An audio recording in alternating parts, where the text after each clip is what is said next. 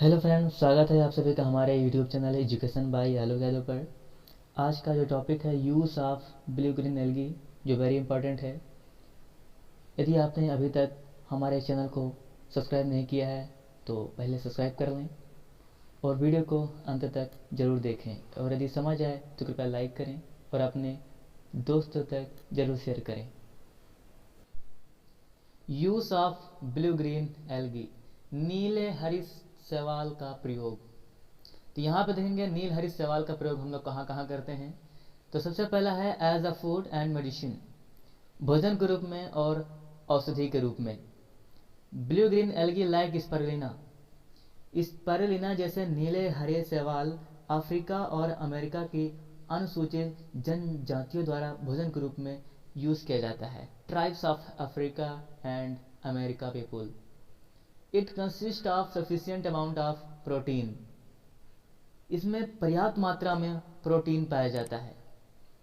Protein पर्याप्त मात्रा में होने के कारण इसका प्रयोग हम दवा के रूप में भी करते हैं। दवा कंपनियां स्पाइरुलिना टैबलेट बनाने में करती हैं, जो कि अब दवा के रूप में प्रयोग की जाती है।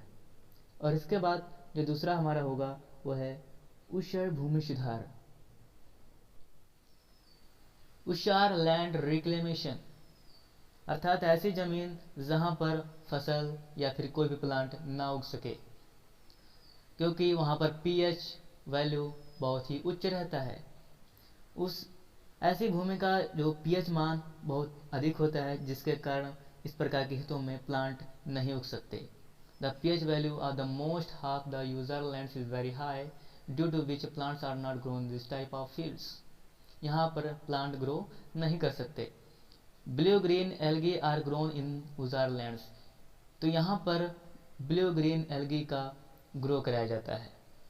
As a result the high pH value of these fields reduces gradually, और जिसके कारण अर्थात एल्गी के ग्रो के कारण वहाँ का जो पीएच मान होता है वो धीरे धीरे कम हो जाता है, और तब जाकर फसलों और पौधों की खेती करना संभव होता है।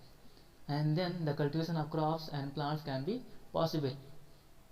Blue-green algae may also be grown on those ऊसर lands which have pH value about 10.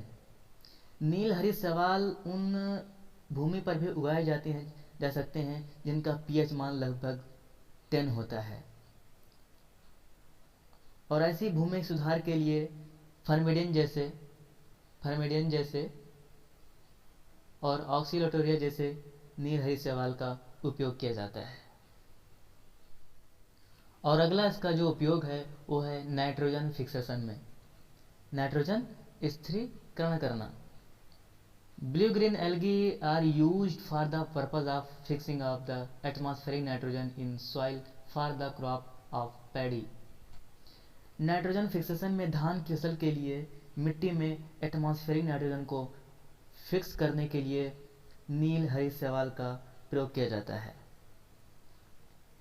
Blue green algae photosynthesis द्वारा सनलाइट एब्जॉर्ब करते और मिट्टी में एटमॉस्फेरिक नाइट्रोजन को स्थिर करते हैं। चूँकि धान के खेत में पानी भरा रहता है, वाटर लॉस्ट, सो इन एल्गी की वृद्धि और डेवलपमेंट के लिए फेवरेबल कंडीशन है मौजूद होती है, तो यहाँ पर ये ग्रो करती हैं।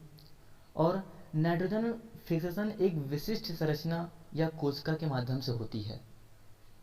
Nitrogen fixation occur through a specific structure और सेल कॉल्ड हेट्रोसिस्ट। हेट्रोसिस्ट